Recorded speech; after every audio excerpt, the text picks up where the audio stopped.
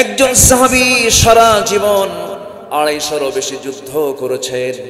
যত যুদ্ধে তিনি অংশগ্রহণ করেছেন প্রত্যেকটা যুদ্ধেই তিনি বিজয়ী হয়েছিলেন। রোমানদের বিরুদ্ধে মোকাবেলা করতে গেছেন। 3000 সৈন্য নিয়ে 1 লক্ষ সৈন্যকে পরাজিত করা সাহাবীর নাম হচ্ছে খালিদ বিন ওয়ালিদ রাদিয়াল্লাহু তাআলা আনহু। 250-এরও বেশি যুদ্ধ করে যেদিন তিনি দুনিয়া থেকে বিদায় নেবেন, বিছানায় কাতরাচ্ছিলেন। দ্বিতীয় খলিফার আমল চলছিল, ওমর ফারুক রাদিয়াল্লাহু তাআলাকে দেখা করার জন্য গেলেন। চোখের পানি ফেলে ফেলে বলছেন, খালিদ, আমি যদি তোমাকে কোনো কষ্ট দিয়ে থেকে আমারে মাফ করে দিও, আমি তোমাকে চিফ কমান্ডারের পদ থেকে, প্রধান সেনাপতির পদ থেকে তোমাকে আমি সাধারণ সৈনিক বানিয়েছিলাম। এর একমাত্র কারণ হলো সবার বিশ্বাস ছিল খালিদ যে যুদ্ধে যায় সেই যুদ্ধেই বিজয় হয়ে যায়। শিরকের একটা চিন্তা মাথায় চলে এসেছিল। এই জন্য তোমাকে সেনাবাহিনী প্রধান থেকে আমি তোমাকে সাধারণ সৈনিক পদ আমি দিয়েছিলাম। আমি তোমাকে হিংসা করি নাই, আমি তোমার প্রতি কোনো রাগ দেখাই নাই।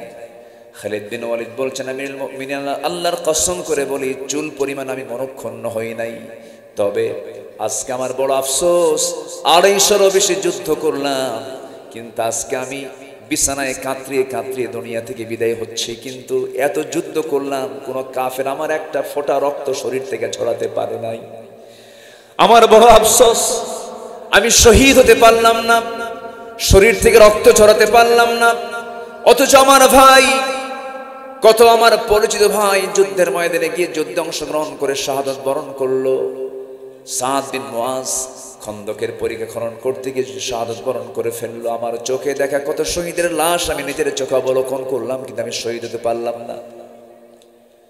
খালিদ বিন ওয়ালিদ বললেন, আমিরুল মুমিনিন, আমার মনে হয় এটা চরম ব্যর্থতা, আমি পারলাম না। খলিফাতুল মুসলিমিন ওমর ফারুক রাদিয়াল্লাহু তিনি বলছেন, ওরে খালিদ বিন ওয়ালিদ, তুমি কি ওই হাদিসের কথা মনে পড়ে গেছে, ওই হাদিসের কথা ভুলে গেছো যে হাদিসে রাসূল বলেছেন, ওয়া ইম্মা তাআলা ফিরাশিহি, যদি কোনো বান্দা যুদ্ধের ময়দানে অথবা নিজের বাড়িতে থেকে যে অবস্থায় থাকুক না কেন, তার মধ্যে যদি শাহাদাতের তামান্না যদি লালন হয়, শাহাদাতের যদি তামান্না তার মধ্যে চূড়ান্তভাবে থেকে যায়, তার মৃত্যু যদি বিছানায় হয়, আল্লাহ রাব্বুল আলামিন তাকে শহীদের দরজা তারে দিয়ে দেন। জোরে বলি সুবহানাল্লাহ। সম্মানিত ভাইয়েরা, তাহলে শহীদ হতে হলে আগে পাশ হতে হবে কার দফতর থেকে, কার অফিস থেকে বলেন তো? শহীদরা কি মরে? তারা জীবিত। এটা কার কথা? মোল্লার না আল্লাহ? দেখি মোল্লারা কয় না আল্লাহ কইছে? আল্লাহ বলেছে, এটা আল্লাহর বক্তব্য। শহীদরা মরে না, শহীদরা জীবিত। আল্লাহ রাব্বুল আলামিন এবার বলছেন, বান্দা তোমরা বোঝো না, বাল আহইয়াউ ওয়ালাকিন লা তাশউরুন, তোমরা বোঝো না, তোমরা জানো না, তবে হে আল্লাহর কাছে চাইতে হবে। একজন সাহাবী উহুদের প্রান্তরে যখন যাচ্ছিলেন, যাওয়ার আগ দিয়ে সাদ বিন আবি ওয়াক্কাস রাদিয়াল্লাহু তাআলা আনহু এবং আব্দুল্লাহ বিন জাহাশ রাদিয়াল্লাহু তাআলা আনহু, দুজন দামি সাহাবী, দুইজনে আকাশের উপরে, আকাশের দিকে দুহাত তুলে আসমানমুখী হয়ে দুহাত তুলে চোখের পানি ফেলে ফেলে কেঁদে কেঁদে বলছেন, আল্লাহ, উহুদের ময়দানে যাচ্ছি, তোমার কাছে প্রার্থনা করছি আমরা যেন শহীদ হয়ে যাই। কিন্তু আব্দুল্লাহ বিন জাহাশ লম্বা দোয়া করলেন। সেই দোয়ার মধ্যে তিনি বলছেন, আল্লাহ, আমার হাতে তুমি প্রবল শক্তি দান করবি, আমার কদম মজবুত করে দিবি। ওই যুদ্ধের ময়দানে যুদ্ধ করতে করতে আমি যখন ক্লান্ত হয়ে পড়ব, কাফেররা যেন আমাকে আক্রমণ করে ফেলে, আমি আর যুদ্ধের ময়দান থেকে ফিরতে চাই না। আল্লাহ, ওই কাফেররা যেন আমার এক পর্যায়ে দুটা হাত কেটে নেয়, দুটা পা কেটে নেয়, নাক কেটে নেয়, চোখ তুলে নেয়, কান তুলে কানটা কেটে নেয়, এরকম করে অঙ্গহানি করে তারা যেন আমাকে দুনিয়া থেকে বিদায় করে দেয়।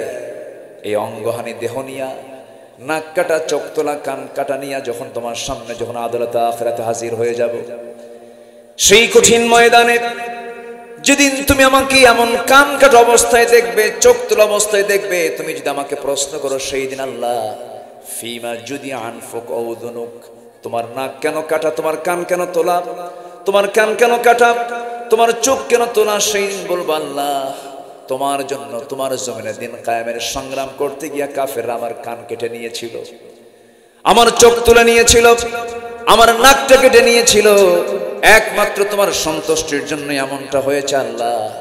সেই দিন তুমি আল্লাহ আমাকে শহীদ সাক্ষ্য দিয়া বিনা হিসেবে জান্নাত দিয়া দিবা। জোরে কোন সুবহানাল্লাহ। শহীদ, আমার দেশে তো হিন্দু শহীদ হয়, শহীদ আনন্দ কুমার মহত্ত। জোরে কোন নাউযুবিল্লাহ। শহীদের পরিভাষা অনেকে জানে না। বাম দল করে দুনিয়ার তৈরি করা আইনের প্রতি বিশ্বাস রেখে কেউ যদি মারা যায় সে কখনো শহীদের দরজা পাবে না। আসতে বলবেন না, জোরে বলেন ঠিক কিনা? শহীদের মর্যাদা পাওয়ার জন্য শর্ত হলো দল করতে হবে কার? আসতে বলবেন না, দল করতে হবে কার? আল্লাহর দল করতে হবে। সে আল্লাহর দলটা কি? অনেকে এটা বুঝতেও চান না, পাশ কেটে অন্যদিকে চলে যেতে চান। উনি ভাবেন 5 ওয়াক্ত নামাজ পড়ব, রমজান মাসে রোজা রাখবো, টাকা আছে হজে যাব, মসজিদ বানাবো, মাদ্রাসা বানায় দেবো, এতিমখানা বানায় নেব, হুজুর একখান ভাড়া করব, কবর জিয়ারা করব। এতটুকুন কাজ করলেই তো আমার দিনদারি হয়ে গেল। আবার ওই বিমায় কেন ইসলাম লাগবে, ব্যাংকে কেন ইসলাম লাগবে, সচিবালয়ে কেন ইসলাম লাগবে, সেনানিবাসে কেন ইসলাম লাগবে, ক্যান্টনমেন্টে কেন ইসলাম লাগবে, সংসদে কেন ইসলাম লাগবে, বঙ্গভবনে কেন ইসলাম লাগবে? এই জাতীয় বিশ্বাসী মানুষ মুসলমান আমার দেশে আছে না নাই? আসতে বলবেন না, আছে না নাই? কম না বেশি? বেশি, বেশি। বুঝে নেন, এটাই বেশি। ওরা রসুলকে শুধু নামাজে মানতে চায়, দান সদকায় মানতে চায়, মসজিদ খানকায় মানতে চায়, মাদ্রাসায় মানতে চায়। রসুলকে তারা রাষ্ট্রনায়ক হিসেবে দেখতে চায় না, বিশ্বাস করতে চায় না। যেই রসুলের উম্মত রসুলকে শুধু নামাজে মানতে চান, রাষ্ট্রে মানতে চান না, রাজনীতির প্ল্যাটফর্মে মানতে চান না, একামতের দ্বীনকে বিশ্বাস করতে চান না, উনি নবীর উম্মত নন, উনি ভণ্ড, উনি প্রতারক। এতে কোনো সন্দেহ? উনি ভণ্ড, এটা ভণ্ডামি। তাই সামিআনা ওয়া আতা'না, যা শুনবো আল্লাহ থেকে রাসূল থেকে কোনো আপিল করার সুযোগ আমার। সামিআনা ওয়া আতা'না, শুনবো মানবো, কোনো তর্ক যুক্তি, কোনো কন্ডিশন করার সুযোগ ইসলামে নাই। আমার বন্ধুগণ, আবু জেহেলের সাথে আমার নবীজির দ্বন্দ্বের পিছনে মূল কারণ ছিল হলো একটাই, সেটা হলো আমার নবীজি বলেছেন মদ চলবে না, জেনা চলবে না, সুদ ঘুষ চলবে না। সেই মদ, সেই জেনা, সেই সুদ ঘুষ বুঝে আমার দেশে নাই? আছে। আসতে বল, আছে। আছে না নাই?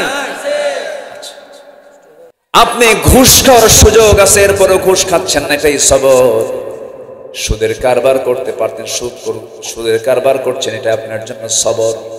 ফজরে উঠতে মন চায় না, কিন্তু আপনি আল্লাহর ভয়ে ওযু বানায় নামাজে দাঁড়ালেন, এটা আপনার জন্য সবর। সবর মানে কিন্তু আমরা অনেকে ভুল বুঝি। ধৈর্যশীল, ধৈর্যের বড় ব্যাখ্যা আছে, অনেক লম্বা লম্বা কথা আছে, সময় তো অল্প। আমার বন্ধুগণ, ধৈর্য এমন একটা গুণের নাম যে ধৈর্যের পুরস্কার হলো জান্নাত। যার মধ্যে ধৈর্য আছে 16 আনা, তার জান্নাতে 16 আনা হয়ে যাবে। যার ধৈর্য নাই তার জন্য জান্নাত হবে না। আদম থেকে শুরু করে নিয়ে রাসূল পর্যন্ত প্রত্যেকটা আম্বিয়া কেরাম, প্রত্যেকটা নবীরা এক একজন ধৈর্যের পিরামিড ছিলেন। আদম আলাইহিস সালাতু ওয়াস সালাম জান্নাত থেকে দুনিয়াতে আসছিলেন। ওয়াসওয়াসা দিয়েছিল জান্নাতের মধ্যে কে? শয়তান। তো মনে হয় এই বেনাপোল চেনে না, আজ থেকে বেনাপোল চেনে। শয়তান জান্নাতও চেনে, শয়তান জান্নাতও চেনে। জান্নাত কি কাছে? বহুত। বেনাপোল তো কাছে, বর্ডার তো আরো কাছে। কি উল্টা পাল্টা হয় কিছু? বর্ডারে কিছু হয়? আজ থেকে দেখেন কিচ্ছু কয় না, উল্টা পাল্টা হয় না। আমার বন্ধুগণ, শয়তান জান্নাতের মধ্যে গিয়ে ফাওয়াসওয়াসা লাহুমা, দুজনকে ওয়াসওয়াসা দিয়ে ফেললো। শেষ পর্যন্ত দুজনেই জান্নাতে থাকার অনুপযুক্ত হয়ে গেলেন। আল্লাহর সিদ্ধান্ত হয়ে গেল, কুল্লা হাবিতু মিনহা জামিআ, যাও দুনিয়াতে চলে যাও। দুজন দুই জায়গায় পড়ে গেলেন, দীর্ঘদিন দুজন বিচ্ছিন্ন থাকলেন। শেষ পর্যন্ত আল্লাহ রাব্বুল আলামিন তাদের দোয়া কবুল করলেন। পৃথিবীর প্রথম দোয়াটা কি আমরা যেটা অনেকেই জানি, কিন্তু জানি না এটা কোন দোয়াটা প্রথম দোয়া। যারা পারেন ঠোঁট মিলে আমার সঙ্গে বলুন, পৃথিবীর প্রথম দোয়া, আসমান জমিনে সর্বপ্রথম যে দোয়াটা দিয়ে শুরু হয়েছে, সবাই বলুন, রব্বানা যালামনা আনফুসানা ওয়া ইল্লাম তাগফির লানা ওয়া তারহামনা লানাকুনান্না মিনাল খাসিরিন। সেই দোয়া কবুল হয়ে গেল। বিশাল ধৈর্যের পরিচয় দিলেন, আল্লাহর কাছে মাফ চাইলেন, নিজেকে বললেন, আল্লাহ আমি তো জুলুম করে ফেলেছি, নফসের উপর বড় জুলুম হয়ে গেছে, আল্লাহ তুমি আমারে মাফ করে দাও। এটা আমার আব্বা আদম শিখিয়েছেন। দোয়া চাইবো আমরা কার কাছে? আল্লাহর কাছে। মাফ চাইবো কার কাছে? আল্লাহর কাছে। পৃথিবীর সবার কাছে মাফ চাইলে মাফ পেতেও পারেন, নাও পারেন, 100% গ্যারান্টি আল্লাহর কাছে মাফ চাইলে মাফ পাওয়া যাবে। আমরা কার কাছে যাবো? তাছাড়া আমাদের তো যাওয়ার কোনো জায়গা নাই। আল্লাহর বিকল্প কেউ আছে নাকি? সবাই এবার আল্লাহর বিকল্প কেউ আছে? আমার সঙ্গে ঠোঁট মিলিয়ে বলুন, কুল হুয়াল্লাহু আহাদুনিল্লাহুস সামাদ লাম ইয়ালিদ ওয়া লাম ইউলাদ ওয়া লাম ইয়াকুল লাহু কুফুয়ান আহাদ। আল্লাহ তো কারো লাগে না, আল্লাহ তো স্বনির্ভর। সে আল্লাহর কাছে আমরা যাবো। আল্লাহর কাছে চাইলে কোনো লস নাই। আল্লাহর কাছে যখন যাবো, লজ্জা নিয়ে যাবো না লজ্জা ছাড়া যাবো? লজ্জা নিয়ে, হায়া নিয়ে না বেহায়া হয়ে? আল্লাহর কাছে চাইতে হবে কি হায়া নিয়ে না বেহায়া হয়ে? বেহায়ার মতো চাইতে হবে, বেহায়ার মতো চাইতে হবে। আল্লাহ দাও, আল্লাহ দাও, বারবার চাইতে হবে। যে যত বেহায়া হবে আল্লাহর কাছে চাইতে নিয়ে লজ্জা ছাড়া যে বান্দা চাবে, আল্লাহ সেই বান্দাকে এক পর্যায়ে কবুল করে নেন। আল্লাহ বলেন, বান্দারে তুই আমার কাছে লজ্জা ছেড়ে দিয়ে আমার কাছে চাচ্ছিস, আমি তোকে আর না মাফ করে কি করি? বান্দা তোর সমস্ত গুনাহগুলো আমি আল্লাহ মাফ করে দিলাম। কুল ইয়া ইবাদিয়াল্লাযীনা আসরাফু আলা আনফুসিহিম লা তাকনাতু মির রাহমাতিল্লাহ ইন্নাল্লাহা ইয়াগফিরুদ যুনুবা জামিআ। জোরে বলুন আল্লাহু আকবার, আরো জোরে আল্লাহু আকবার। আমার প্রতি আল্লাহর দরদ মোহাব্বত সবচেয়ে কম না সবচেয়ে বেশি? সবচেয়ে কম না সবচেয়ে বেশি? একটা হাদিস আমাকে ভাবিয়ে তোলে খুব। আল্লাহ নিজেই কি সুন্দর করে বলছেন। আল্লাহ বলছেন, বান্দা তুই আমার দিকে এক হাত আগাবি, আমি তোর দিকে 10 হাত আগাবো। আল্লাহ তাআলা আমাকে আপনাকে মাফ করার জন্য আল্লাহর আসন আর শাজিম থেকে প্রত্যেক রাতে 7 আসমান পেরিয়ে প্রথম আসমানে এসে বলেন, আলা মিন মুস্তাগফিরিন ফাগফির লাহ। কোন ক্ষমা প্রার্থী আছে আমার কাছে ক্ষমা চাবে, আমি তাকে মাফ করে দেব। আমাকে মাফ করার জন্য আমার আল্লাহ কম আসেন না বেশি আসেন? বেশি চলে আসেন। আমরা তার কত দূর যাই, আমাদের যাওয়ার তো ক্ষমতা নাই। আল্লাহ আমাকে মাফ করতে চান বলে বহু বাহানা ধরেন। আল্লাহ আমাকে কত দরদ করে, কত সুন্দর সূক্ষ্ম করে বানিয়েছেন। আল্লাহ রাব্বুল আলামিন বান্দাকে বিভিন্ন জায়গায় বিভিন্ন ভাবে বোঝানোর জন্য আমার সৃষ্টির দিকে গভীর মনোযোগ দিতে বলেছেন। আল্লাহ রাব্বুল আলামিন এক জায়গায় বলছেন, সূরা মুমিনুনের 12 থেকে 14 নম্বর আয়াত পর্যন্ত আল্লাহ রাব্বুল আলামিন বলেন, ওয়ালাকাদ খালাকনাল ইনসানা মিন সুলালাতিন মিন তিন ثم جعلناه نطفة في قرار مكين ثم خلقنا النطفة علقة فخلقنا العلقة مضغة فخلقنا المضغة عظاما فكسونا العظام لحما ثم أنشأناه خلقا آخر فتبارك الله أحسن الخالقين। জোরে বলুন আল্লাহু আকবার। এই জামাকে সৃষ্টি করা হয়েছে এক স্তর নয়, 60টা স্তরে। কত স্তরে বলেন? 60টা স্তরে আল্লাহ রাব্বুল আলামিন আমাকে আপনাকে বানিয়েছেন। এমনি এমনি হঠাৎ করে দুনিয়াতে এসে আমরা পড়ে যাই নাই। আল্লাহ তাআলা কত সুন্দর সূক্ষ্ম করে বানিয়েছেন। প্রথম হলো নুতফা, শুক্রবিন্দু, দ্বিতীয় হলো আলাকা, জোকের মতো ঝুলন্ত, নাম্বার 3 হলো মুদগা, গোশতের টুকরা নাই চর্বিত দ্রব্য, নাম্বার 5 হলো ইজাম, অস্থি হাড় দিয়ে এটাকে প্যাকেট করা, নাম্বার 6 লাহাম, অস্থি থেকে গোশতের আবরণে সুন্দর করে ঢেকে দেওয়া, নাম্বার 7 হলো নতুন করে রূপ দাঁড়িয়ে আল্লাহ রাব্বুল আলামিন সুম্মা শানাহু খালকান আখার, সুন্দর করে বানানো। এত সুন্দর পদ্ধতি কেউ দেয় নাই আমাকে আপনাকে সৃষ্টির জন্য। সকল পদ্ধতি সব রূপায়ণ করেছেন তিনি আমার কে? আসতে বলবেন না, তিনি আমার কে? আল্লাহ তাআলা। সে আল্লাহ বলছেন, বান্দারে আমি তোকে দরদ করে পৃথিবীতে পাঠিয়েছি, আমার মতো দরদি। আমি রহমান, আমি রহিম, আমি গফফার, আমি গফুর। আমার চাইতে আমি সত্তার, আমি গোপনকারী। তুই জীবনে কত গুনাহ করেছিস, প্রকাশ করতে দেই নাই, প্রকাশ করিও নাই। তুই আমার কাছে খাঁটি মনে তওবা করবি, তোর প্রকাশ এই গুনাহগুলোকে আমি আল্লাহ গোপন করি, তোকে আমি জান্নাত পর্যন্ত পৌঁছাইয়া দেব। জোরে বলে সুবহানাল্লাহ। আসেন দোয়া করি নাকি? তেজে উঠে কেন মুরব্বী? ও মুরব্বী বলো তো সমস্যা। মোশতাক ভাই যে কি প্যাঁচ লাগায় দিছে, কি বলবো আঙ্কেল নাকি? একটু বসে বসে একটু মেহরবানি করে বসুন। কোন কথা কোন দিক দিয়ে কে ভাইরাল বানায় আল্লাহ জানে। আল্লাহ তুমি ভাইরাল থেকে বাঁচাও, ওটা চাই না ভাই। অনেক মা বোন আজকের মাহফিল আসছে, আল্লাহ মা বোনদেরকে কবুল করুন। জোরে বলি আমিন, জোরে বলি আল্লাহুম্মা আমিন। সে আল্লাহ তাআলা চাচ্ছেন আমাকে তার অনুগত বান্দা হিসাবে। আমরা তার অনুগত বান্দা হব, হতে চাইতো নাকি?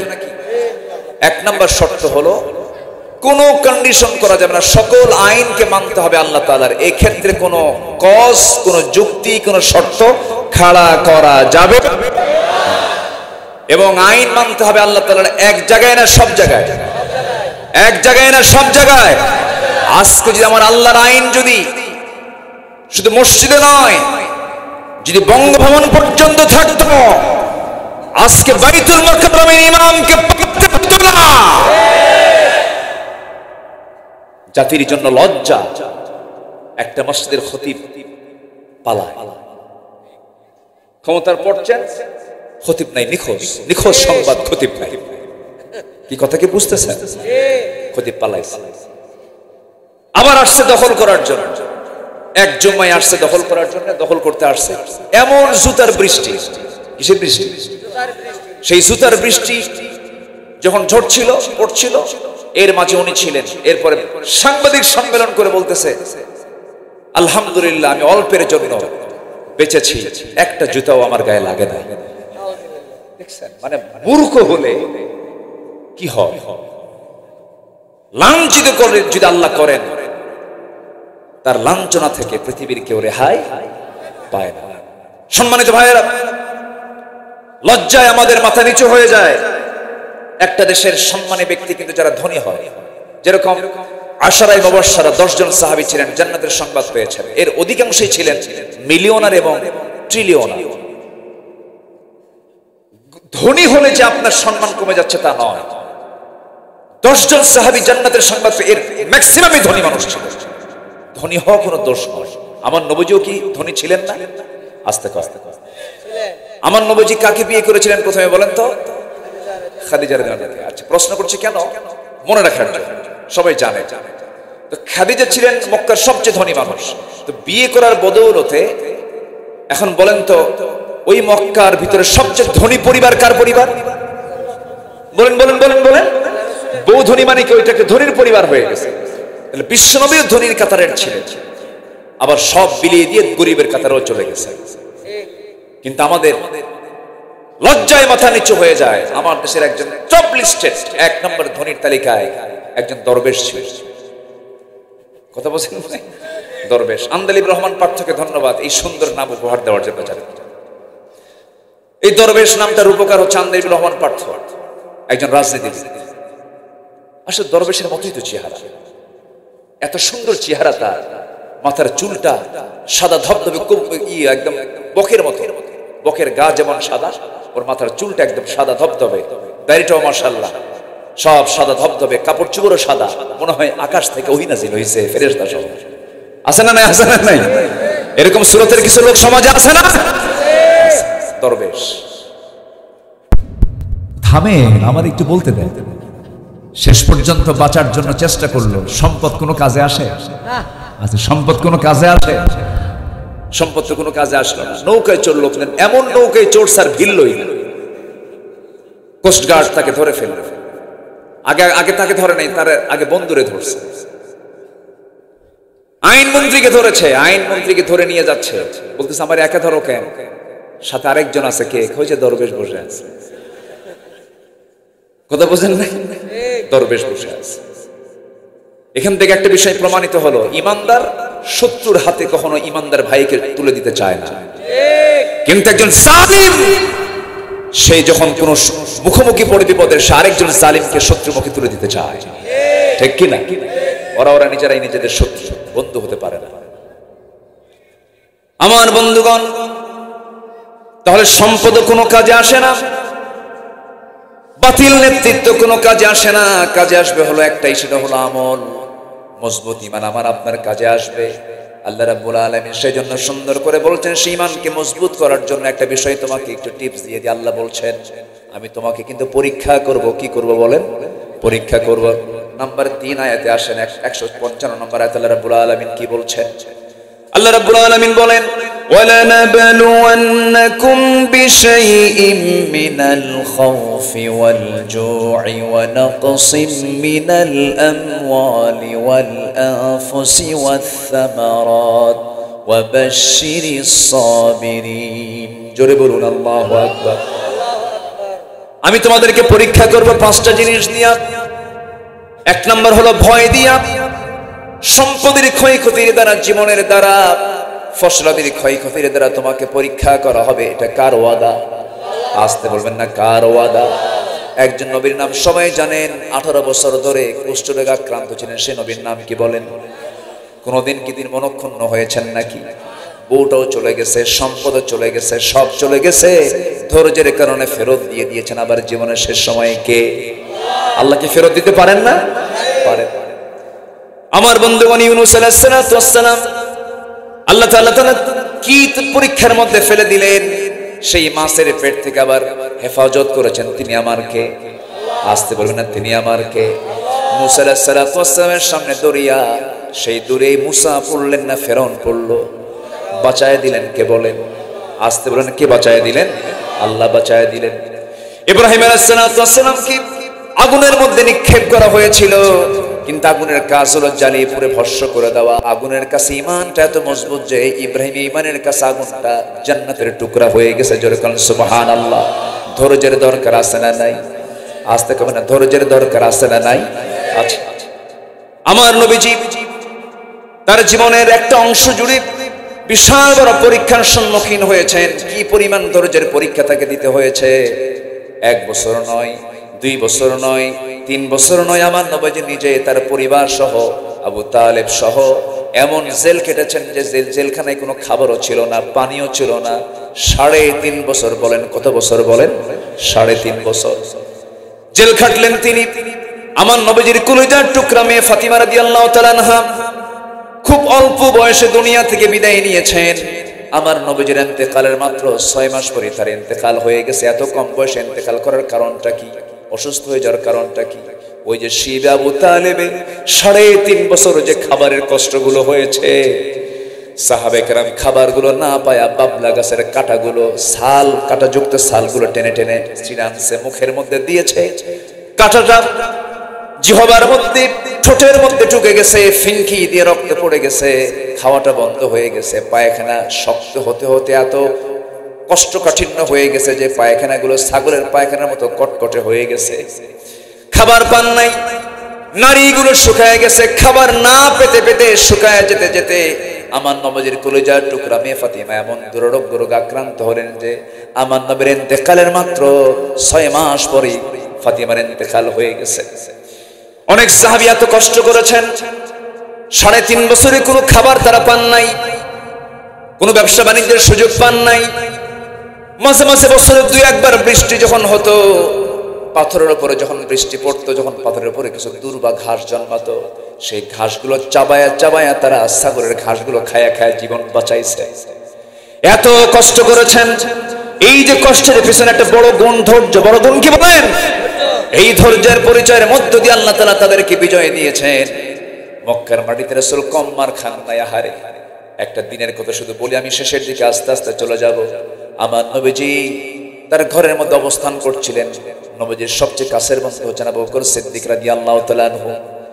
সেই আবু বকর ফজরের নামাজ পড়ার জন্য তিনি মসজিদে হারামের দিকে যখন চলে আসলেন নামাজ শুরু করবেন, অথবা সাইবা মুগিরা তাকে অ্যাটাক করে ফেললো, থাপ্পড় মেরে জমিনে ফেলে দিয়া, নাকের উপরে খড়ম জুতা দিয়া চাপা দিয়া, নাকটা পচা করে দিয়া, রক্তাক্ত করে তাকে মারতে মারতে মেরে ফেলার মতো হয়ে গেলেন, সেন্সলেস হয়ে গেলেন। সবাই মনে করে আবু বকর বুঝি মারা গেছে, কুহাফের সেলার বেঁচে নাই। কিছুক্ষণ পর তার সেন্সটা ফিরল। মনে মনে চিন্তা করে, না হারে, আমার প্রতি যে চোরাগুপ্ত হামলা হলো, না জানি রাসূলকে তারা মারে কিনা। নিজের জীবনের চিন্তা না করে, মায়া না করে, নিজের বাড়ির দিকে না রওনা দিয়ে সোজা নবীর বাড়ির দিকে রওনা দিলেন। নবীর বাড়ির দিকে রওনা দেওয়া মানে বিপদ শেষ না বিপদ শুরু? বিপদ শুরু। নবীর বাড়ির দিকে রওনা দিলেন, দরজায় ডাকতেছেন, হুজুর আপনি দরজা খুলেন, তাড়াতাড়ি খুলেন। দরজা খুলে যখন রাসূল দেখতে পেলেন তার বন্ধ বকরের নাক থেকে রক্তগুলো গড়ে গড়ে পড়ে, রাসূল বলছেন, ওরে আবু বকর কি হয়েছে বলো? হুজুর সেজদা দিতে গেছি, আমার রক্তকে তারা নিঃশেষ করতে চেয়েছিল, মেরে ফেলতে চেয়েছিল, কোনো মতো আমি বেঁচে আছি। হুজুর মক্কার পরিবেশ ভালো না, এই মুহূর্তে আপনাকে বের হতে হবে। রাসূলকে সঙ্গে করে বের হলেন, মক্কার আউটে চলে গেলেন, বাইরে চলে গেলেন। রাসূল বলছেন, আবু বকর তোমার শরীর থেকে যে পরিমাণ রক্ত ঝরছে, তুমি তো বাঁচবে না, মরে যাবে। দেখি কোনো দুধের ব্যবস্থা করা যায় নাকি। উটনির দুধ খুঁজলেন, পেলেন না। মেষের দুধ খুঁজলেন, পেলেন না। ছোট্ট একটা ছাগল পাল পেলেন। সিরাত গ্রন্থে এসেছে, ছাগল পালের একটা রাখালকে ডাক দিয়ে বলছেন, ও মরুর রাখাল, একটা ছাগি দেবে নাকি? এই ছাগিটা আমাকে দিলে পরে দুধ দহন করে আমার বন্ধুকে খাওয়াবো। রাখাল বলছে, সম্ভব নয়, কারণ ছাগলগুলোর আমি একমাত্র শুধু রাখাল, মালিকানা আমার নাই, আমানতের খেয়ানত হয়ে যাবে। রাসূল মুস্কি হাসি মেরে বলেন, আহারে, এই মরু রাখালের ভিতরে ঈমান নাই, কিন্তু ঈমানের গুণটা আছে। আর আমাদের ঈমান আছে, কিন্তু ঈমানের গুণটা নাই। 5 আগস্টে বিজয় হয়েছে, ভালো কথা, কিন্তু ওই বিজয়ের দিনে কিছু কিছু বাড়ি লুটপাট করা হয়েছে। এটা নিঃসন্দেহে এটা আমানতের খেয়ানত, ঠিক কিনা? এই সমস্ত অপকর্মের সাথে দেশের প্রকৃত যারা ইসলামপন্থী তাদের কোনো সম্পর্ক এখনো কিন্তু কিছু চোর বাটপার আছে, আছে না? নাই, সতর্ক থাকতে হবে। এই কথাগুলো ইতিহাস হয়ে থাকবে একদিন। আমার নবীজি খুব খুশি হলেন। রাখাল বললেন, রাখাল তুমি আমাকে এমন একটা ছাগি দাও যে ছাগির পেটে কোনোদিন বাচ্চাই আসে না, স্তনে দুধই আসে না, এমন একটা ছোট্ট ছাগি আমারে দাও। রাখাল মুস্কি হাসি মেরে, লোকটা পাগল নাকি? ছোট্ট একটা ছাগি রাসূলকে দিলেন। রাসূল ছাগিটা নিয়ে কোলের মধ্যে নিয়ে পিছনের দুপার ঠিক মাঝখান বরাবর যেখানে ওলান থাকে, দুটো হাত রাখলেন, বিসমিল্লাহ ফু দিলেন। ওলানটা দুধে টনটন করছে। বললেন, একটা কাদাহ দাও, একটা পেয়ালা দাও। পেয়ালা নিলেন, সেই পেয়ালাতে দুধ দহন করছেন রাখাল মুহাম্মদ সাল্লাল্লাহু। দুধ দহন করাও কিন্তু প্র্যাকটিসের ব্যাপার, সবাই কিন্তু দুধ দহন করতে পারে না। রাসূল দুধ দহন করলেন নিজ হাতে, দহন করে বললেন, আবু বকর সকালবেলা প্রচুর মার খেয়েছো, এখন রহমতের দুধ খাও। যেরকম সুবহানাল্লাহ, দুধ পান করলেন। কেমন হলো খাওয়া আবু বকর? হুজুর খাইলাম তো জম্মের মতো, চামড়া টাইট হয়ে গেছে পেটের, কিন্তু দুধ তো কমে না, গ্লাসের দুধ তো ওইরকমই থেকে যায়। রাসূল বলেন, এই রাখালরে দাও। রাখালকে দেওয়া হলো। রাখালও খায়া যখন খাওয়া শুরু করবেন, রাসূল বিসমিল্লাহ বলে দিলেন, সেও খাইয়া রাখলো, কিন্তু গ্লাসের দুধ আর কমে না। আমার রাসূল বললেন, সাহাবীরা, আমার আবু বকর এই জায়গায় যদি আদম সন্তান কিছু থেকে যেত, কেউ দুধ কমাতে পারতো না যতক্ষণ না আমার ঠোঁটটাই পাত্রে না লাগবে। আমি আমার মুখটা যতক্ষণ না লাগাবো ততক্ষণ পর্যন্ত এই পাত্রের দুধ কখনো চুল পরিমাণ কমবে না। আমার বন্ধুগণ, নবীজি আগে খেতেন না খাওয়াতেন? আসতে কয়, খেতেন না খাওয়াতেন? এমনকি বাড়ির বউকে আগে খেতেন না খাওয়াতেন? খাওয়াতেন। তাহলে বউকে আগে খাওয়ানো কিচ্ছু কয় না। বউকে আগে খাওয়ানো কি? খাওয়ান না সমস্যা নেই, কিন্তু খাওয়ানো কিন্তু সুন্নাত। রাসূল আগে খাওয়াতেন। সম্মানিত ভাইয়েরা, 20 বছর ঘরের সংসার, কতদিন ইলিশ মাছ কিনে নিয়ে গেছেন। আমার দেশের মায়েরা খুব ভালো তো, সেই ইলিশ কুটে রান্না বান্না করে সেই ইলিশ মাছের লোভনীয় কল্লাটা কে খায়? কিছু কয় এই কে খায় কোন? তো দুই একটা দিন বৌরে দেওয়া যায় না? বৌরে দেওয়া যায় না? আমার মায়ের আজকে আমার অর্শনে খুব খুশি, হুজুর জীবনে মাছের কল্লা জোটে নাই, এখন থেকে যদি জোটে।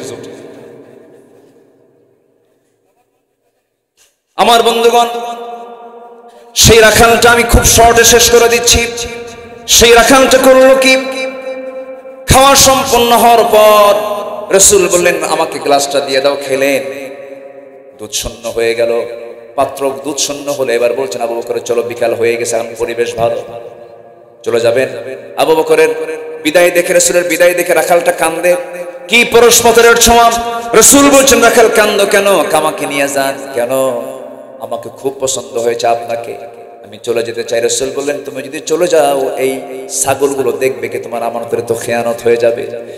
সঙ্গে সঙ্গে রাখাল বলতেছে ঠিক আছে আমি থাকবো, আপনি চলে যান, কিন্তু একটা আমার আমল শেখায় দেন। কি আমল? আপনি মনে মনে কোন দেওয়া যেন পড়ে ওই ছাগের ওলানে আপনি ফু মারলেন, দুধটা বের হলো, ওই দোয়াটা আমার শেখায় দেন। কি করবা? মাঝে মাঝে ফু দেব, দুধ খাবো। রাসূল বললেন না না, এই দোয়া শিখে শুধু লাভ হবে না, এই দোয়ার সাথে তোমার তাওহীদ লাগবে, ঈমানটা আনতে হবে। ঈমানটা আনতে পারলে ওই দোয়ার বরকত হবে।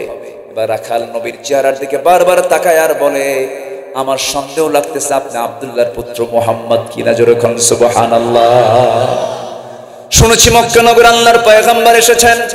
আমার নবীজি একটা মুস্কি হাসি মারলেন, চাঁদের মতো মহাশির ঝিলিক যখন তার দেখা দিল মুখ থেকে।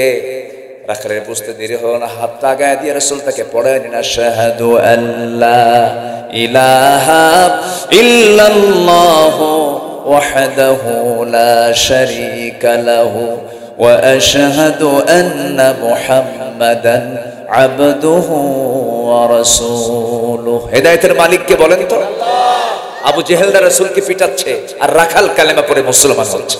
যেরকম সুবহানাল্লাহ। সে রাখালটা হচ্ছে আব্দুল্লাহ ইবনে মাসউদ। আল্লাহু আকবার। বহু লম্বা আলোচনা ছিল, 3 ঘন্টায় ফুরাতো না।